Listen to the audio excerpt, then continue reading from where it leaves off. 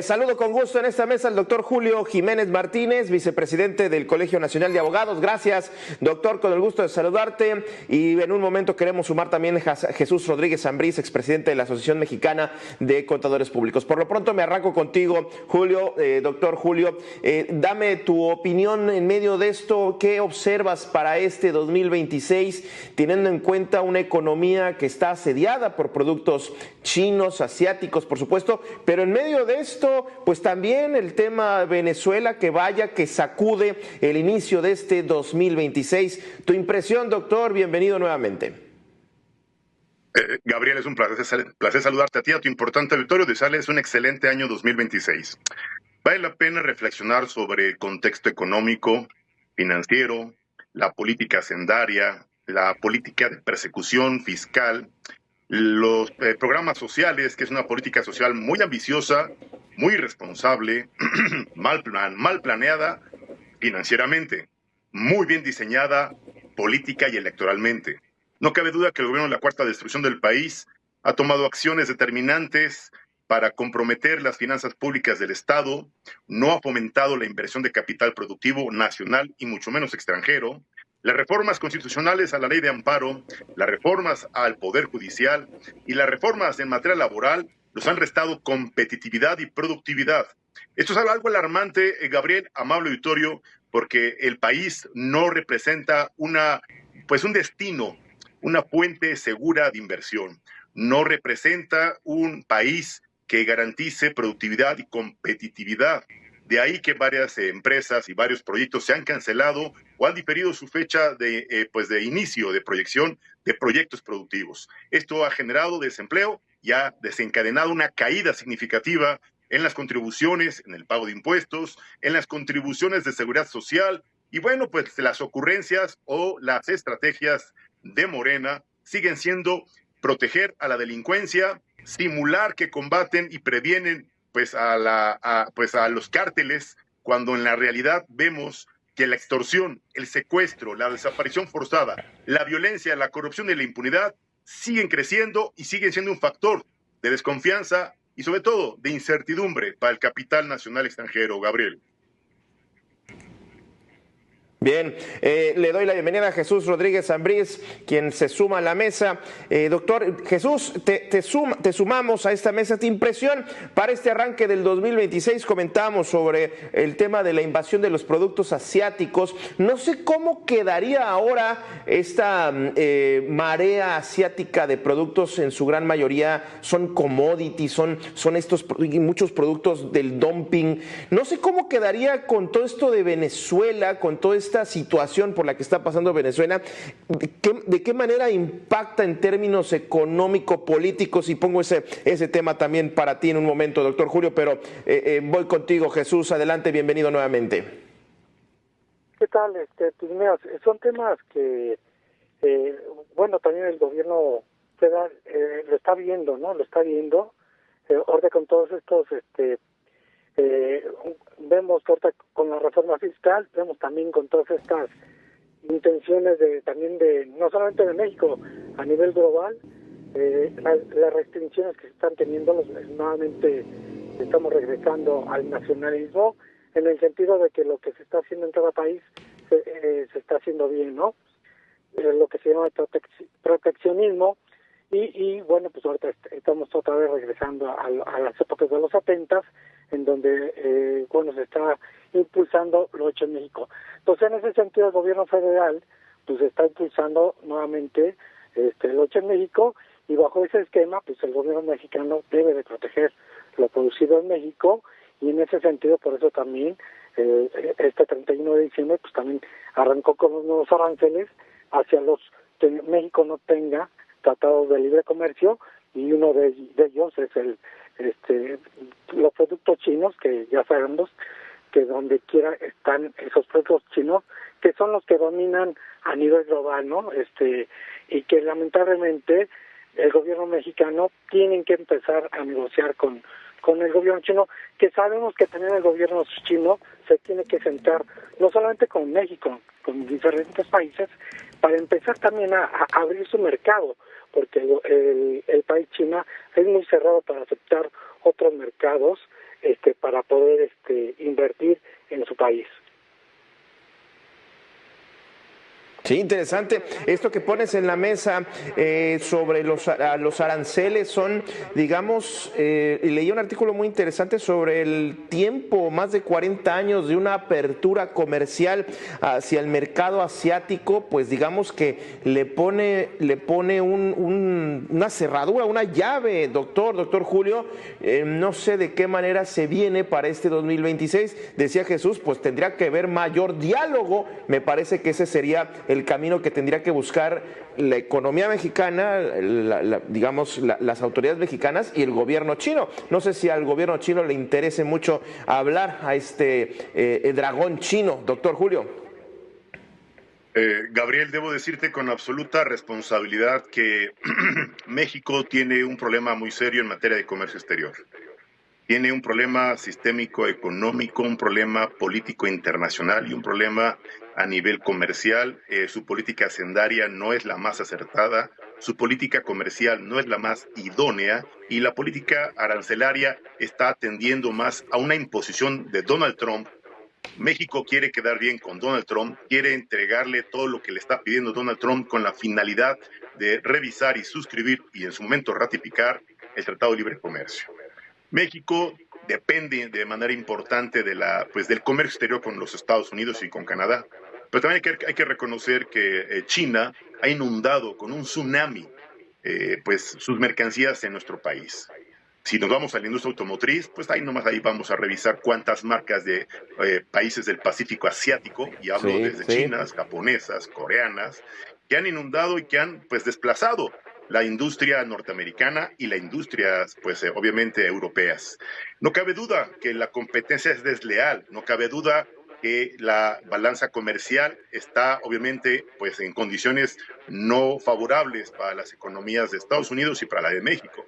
Sin embargo, los acuerdos comerciales, yo esperaría que el secretario de Economía, que los expertos en materia comercial, en materia económica, en materia hacendaria, establezcan canales de diálogo, obviamente acuerdos comerciales que generen certeza, que generen confianza y sobre todo que establezcan reglas claras, donde se esté estableciendo un verdadero combate al contrabando, a la piratería, Gabriel, amable auditorio. Es un cáncer que la piratería de origen chino, que los productos fabricados de manera ilegal que entran a nuestro territorio nacional de manera definitiva, llamado contrabando, pues son réplicas, les llaman clones, que están afectando a todas las industrias, el calzado, la industria textil.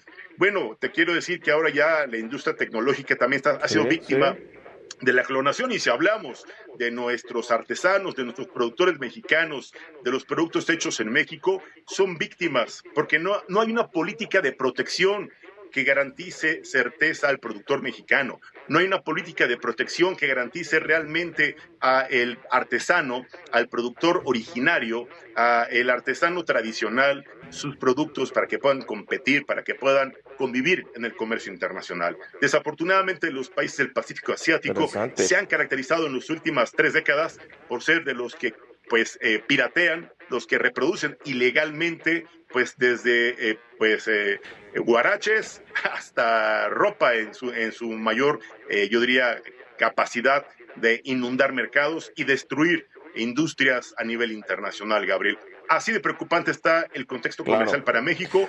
Habrá que imponer, obviamente, cuotas compensatorias, habrá que revisar los acuerdos comerciales, habrá que hacer un análisis muy serio, muy profundo, y en este análisis habrá que revisar la miscelánea fiscal 2026, que, obviamente, con el aumento de los aranceles, genera una tensión comercial con el país asiático, Gabriel. Y sobre todo aquí, ¿cuál va a ser el impacto? Entiendo que esta medida arancelaria es pues básicamente una presión de Washington, una presión del presidente Trump al gobierno mexicano, es la presión para pues ir, digamos, construyendo un liderazgo, por llamarlo de alguna manera, hegemónico al continente americano. Ahora, Jesús, el impacto, ¿cuál podría ser que va a tener los aranceles en la economía mexicana? Hay quien plantea un posible alza de precios en los productos finales, en ciertos productos que tienen componentes chinos, sobre todo lo que tiene que ver con una industria automotriz que pues ha sido muy creciente en los últimos años en México. Hay inclusive ya algunas ensambladoras que utilizan componentes chinos y sin mencionar las marcas chinas que ya también están por acá. No sé qué impacto podría llegar a tener independientemente de las presiones de Washington. Jesús. Sí, mira, China ya era el segundo mayor socio comercial de México después de Estados Unidos, sin tener ningún tratado. Aquí lo que tiene que hacer el gobierno mexicano y lo que está haciendo y lo que está presionando el gobierno mexicano, y hecho esto también por la Secretaría de Relaciones Exteriores, es proteger primero a los empleos mexicanos, o sea, esas inversiones que se están generando en México los tiene que proteger, y cómo los está protegiendo a través de estos aranceles y también a través de estas políticas de proteger el mercado mexicano. Número 2, sabemos que todo esto que está inundando no solamente a México, a nivel global, porque sabemos que toda esta tecnología que China tiene fue porque estas inversiones que está explotando China fueron inversiones americanas, que estas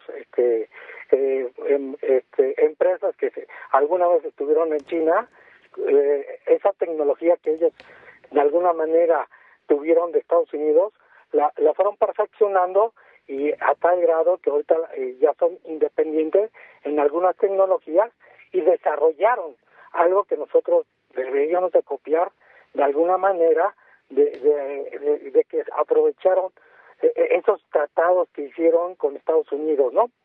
Lo que Estados Unidos quiere es nuevamente tener un orden, y ese orden es que primero ellos, en el sentido de que eran sus fábricas, esas fábricas chinas.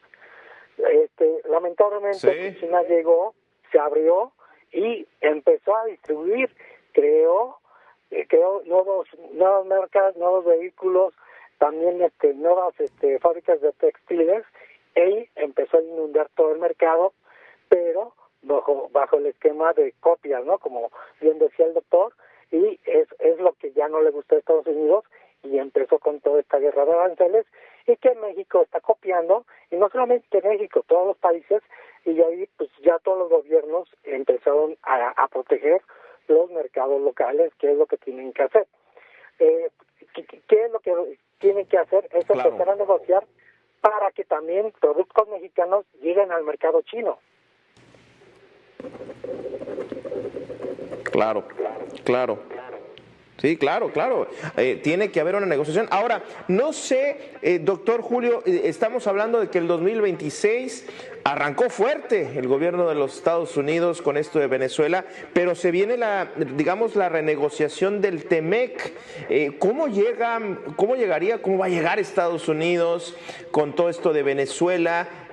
¿Cómo llega México a una renegociación del TEMEC, teniendo en cuenta esto que estamos comentando Jesús y las consecuencias que puede llegar a tener? Me imagino que como si llegara el gobierno de los Estados Unidos con una pistola en la mesa y a ponerse a negociar con todo esto que estamos viendo en Venezuela. Esta frase de que lo dijo y lo reitera el propio Marco Rubio: sí lo hicimos, se lo dijimos y lo hicimos. Doctor Julio. Gabriel, tienes toda la razón del mundo. El gobierno norteamericano llegará a negociar, a revisar el TEMEC bajo condiciones de ventaja, bajo condiciones de intimidación, amenaza y exigencias para que el gobierno mexicano tome acciones contundentes y empiece realmente a detener y a combatir a los cárteles de la delincuencia organizada, a los cárteles del fentanilo, al cártel de Sinaloa, al cártel Jalisco Nueva Generación, a los cárteles como La Barredora, que han sido señalados, vinculados incluso con funcionarios, con gobernantes y obviamente con legisladores de Morena.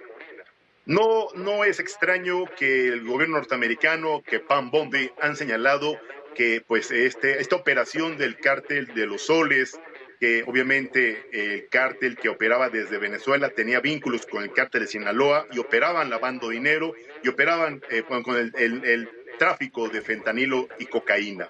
No tengo la menor duda que amenazarán con temas de agua, con temas migratorios, con temas comerciales y con escenarios económico-financieros. No cabe duda que México llega en una desventaja total y absoluta, en total estado de indefensión.